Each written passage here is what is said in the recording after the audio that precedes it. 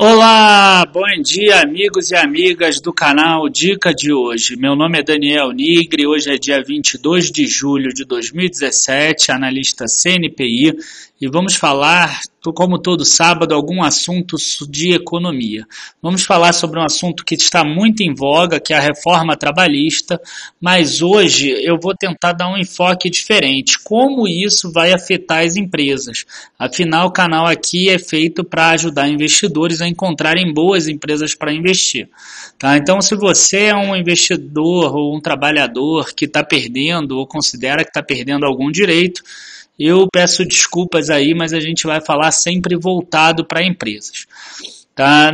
Eu queria agradecer também a todos por terem acompanhado a live na quarta-feira passada, que eu falei bastante sobre estratégias em renda variável, como é que tem várias estratégias possíveis para que você ganhe dinheiro no longo prazo com a Bolsa de Valores, e eu montei, construí, fiz uma área de membros toda voltada para isso, para te ajudar a encontrar empresas que te façam chegar à tua independência financeira lá no futuro. Tá? Não esqueçam lá, entrem em www.dicadehoje7.com, tem lá o link para a área de membros específica sobre isso. Então hoje vamos começar sobre reforma trabalhista e a primeira parte toda do vídeo a gente vai falar sobre algumas mudanças que tiveram aí nas leis do trabalho para que vocês se situem, e depois a gente vai falar sobre como isso pode afetar a empresa, e finalmente eu vou falar por que isso ajuda, mas não resolve. Então vamos lá, com relação ao contrato de trabalho, e todas as informações eu tirei desse link da Gazeta do Povo que eu vou colocar lá embaixo. Você tem uma facilidade para a contratação de autônomos, e quando eu falo facilidade para a contratação de autônomos é que vai regularizar essa profissão e vai diminuir as disputas judiciais, porque ela vai estar escrita como é. Inclusive, pode ter um autônomo que seja exclusivo de uma determinada empresa, e o que vai mandar agora é se esse autônomo é subordinado àquela empresa ou não. Então, só para dar um exemplo, imagina um caminhoneiro, ele tem um caminhão, ele não consegue corridas sozinho com caminhão, mas tem uma empresa que consegue corridas.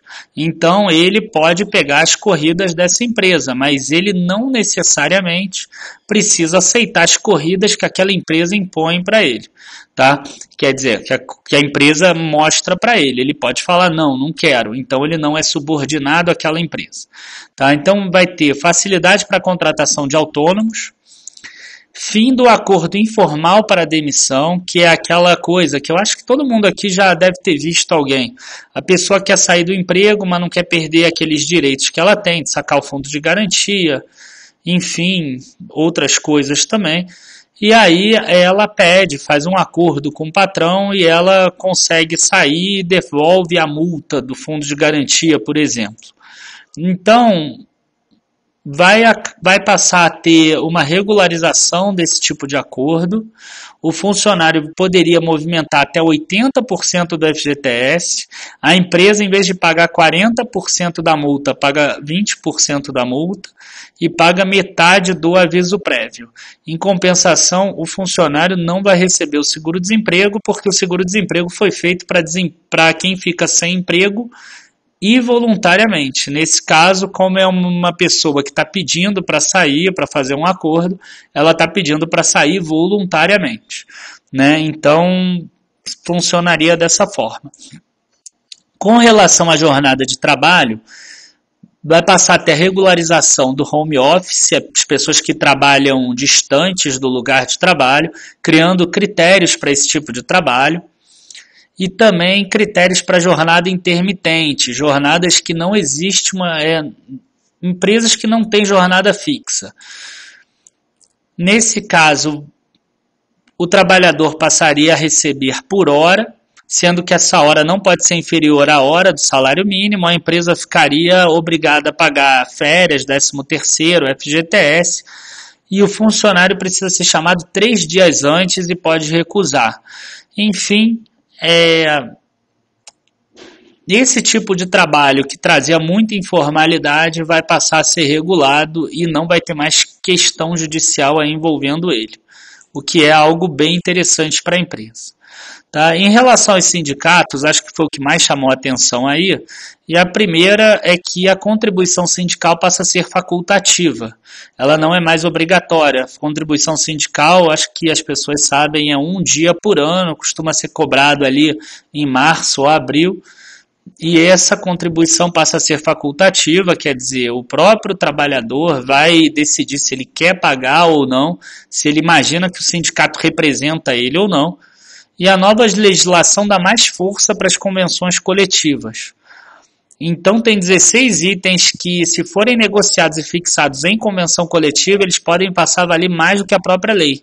Exemplo, planos de cargos e salários, exemplo, as interrupções no meio da jornada de trabalho, quer dizer, aqueles descansos. Enfim, o que for colocado em convenção coletiva passa a valer mais que a própria lei. Outros 29 itens não. Por exemplo, salário maternidade não pode tirar, salário mínimo não pode, questão de jornada de trabalho, de férias, enfim.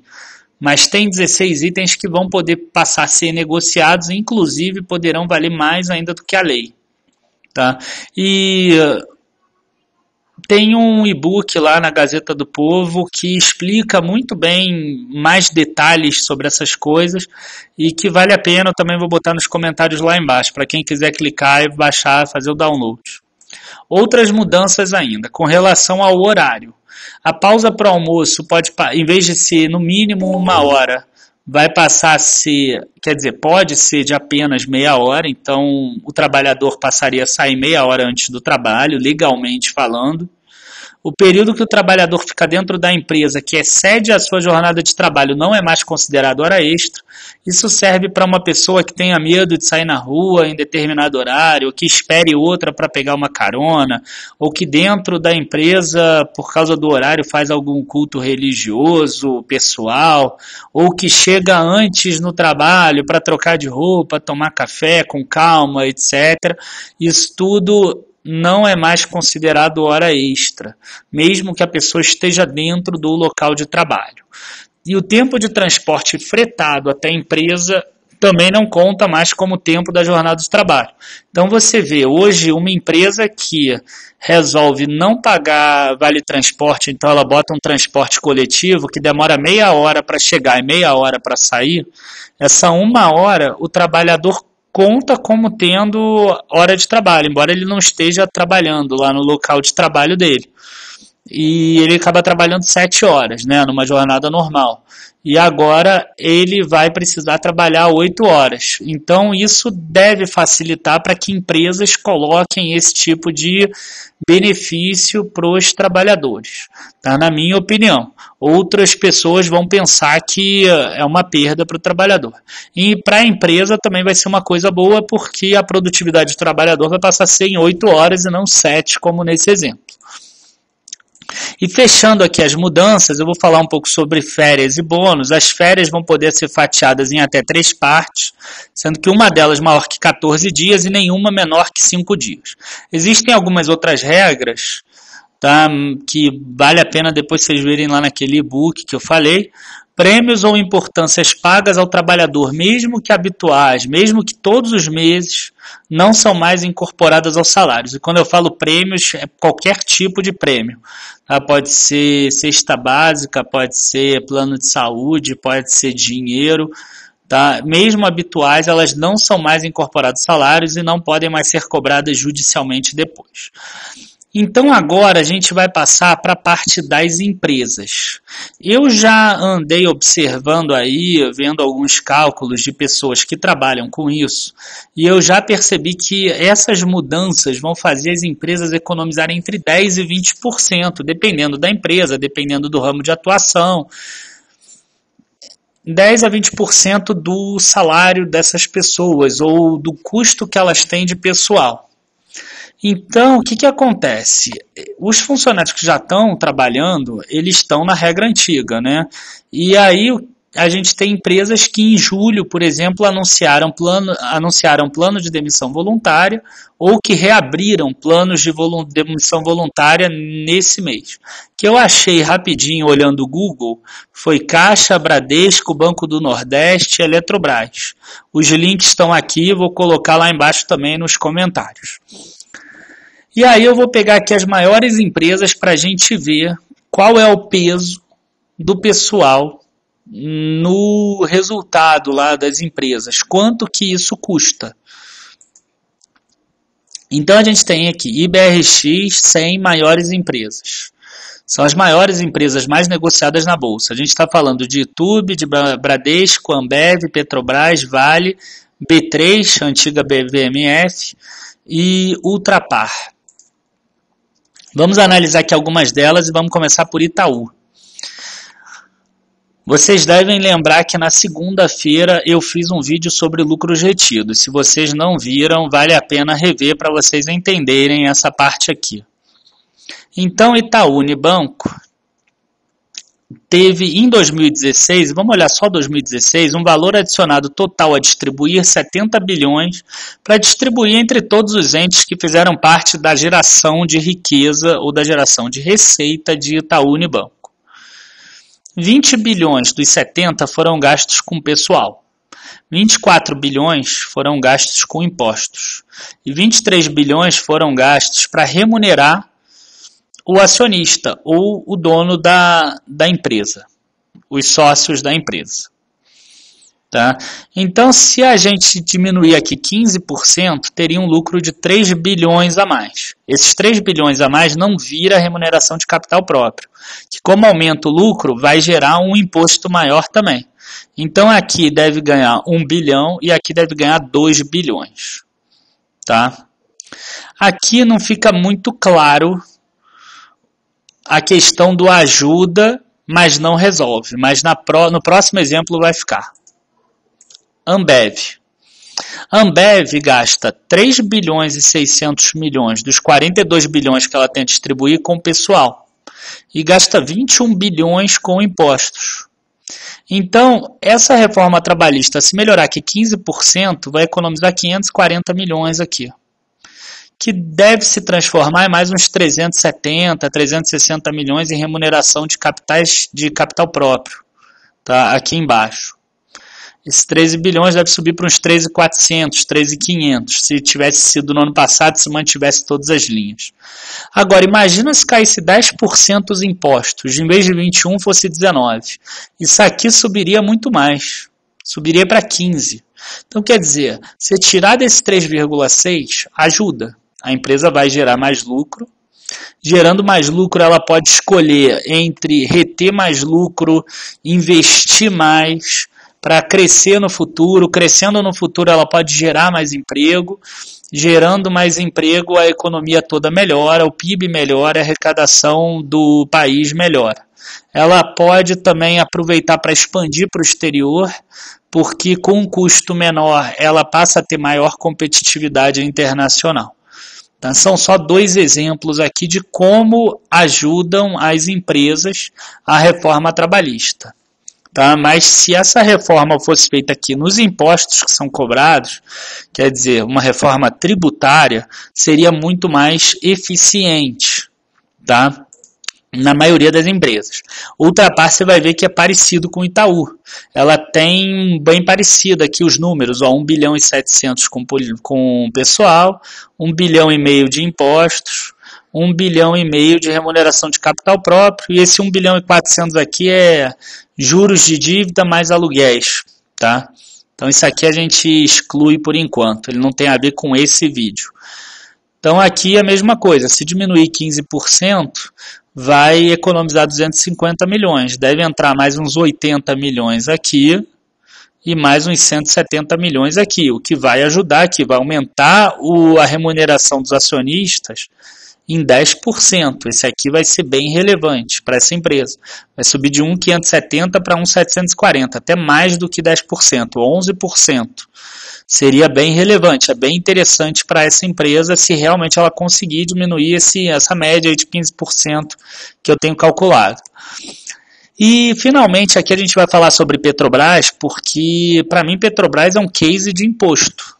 A gente vê aqui que ela paga 105 bilhões de impostos, de 193 bilhões que ela tem para distribuir entre os entes. Então, a União, os governos, os municípios, eles arrecadam mais da metade do valor a distribuir. Os funcionários têm 34 bilhões, os juros e aluguéis 66 bilhões e os acionistas acabam ficando com prejuízo. Tá? A mesma coisa, se a gente pegar um desconto aqui de 15% e passar a gastar 5 bilhões a menos aqui, a gente passaria para 29 bilhões aqui. Iria entrar mais 1,5 bilhão de impostos e 3,5 bilhões aqui embaixo iriam absorver um pouco esse prejuízo. Mas se diminuísse aqui 10 a 20% de imposto, esse prejuízo aqui viraria lucro, mostrando que a reforma tributária seria muito mais eficiente do que a reforma trabalhista em si, embora as duas sejam importantes, tá? Mas só que é muito mais fácil você passar a reforma trabalhista do que a tributária. E a outra coisa que me chama a atenção aqui em Petrobras, e saindo até um pouco do escopo do vídeo de hoje, são esses benefícios aqui. A gente vê que 18 bilhões é remuneração e 14 bilhões são benefícios. Só para ter uma base aqui de exemplo, em Ambev, 245 milhões é benefícios e 3 bilhões e 100 é remuneração direta. Eu estou falando aqui de menos do que 10% em Ambev, né, da remuneração. E aqui em YouTube, a mesma coisa, um pouco menos, 2 bilhões e 900 para 16 bilhões e meio de remuneração, um pouco mais do que 15%, tá? Em Petrobras a gente está falando de quase 70%, 80%. Aí vocês vão falar assim, mas tem 4 bilhões aqui de plano de demissão voluntário, está aqui escrito embaixo. Então isso aqui seria 10 bilhões e meio, mesmo assim é um valor bem elevado, é mais da metade do que a remuneração direta de salários, mostrando que tem muito benefício aqui comparado a outras empresas que não são estatais. E esses benefícios, esses custos são dinheiro que acabam não sobrando aqui no final para o acionista, e essa queda aqui de rendimento para o acionista acaba se refletindo na ação, acaba se refletindo naquele medo que a pessoa tem de ser sócio de estatal, da União ou de governos estaduais, e por isso que elas acabam sempre operando com múltiplos menores de preço sobre lucro, preço sobre valor patrimonial. Bom, queria agradecer aí a todos, chegamos ao final de mais um vídeo, pedindo para vocês entrarem lá no site www.dicadehoje7.com. Coloquei um artigo bem interessante na quinta-feira falando sobre a importância aí do casal estar juntos, não apenas lá nos objetivos concretizados, mas no modo como se chega nesses objetivos também, que seriam os investimentos, tá? A maioria dos objetivos do casal mexem com de alguma forma com dinheiro para concretizar eles, e para isso a gente precisa ter investimentos, e é interessante quando o casal faz isso junto, porque aí não fica pesado para nenhum dos dois e acaba que depois no final a recompensa é muito mais prazerosa, né? Os dois sabem que trabalharam em prol disso. E, bom, enfim, se inscrevam aqui no canal, curtam o vídeo. Queria agradecer de novo a todos aí, abraços e bom final de semana, bons investimentos na segunda. Tchau, tchau.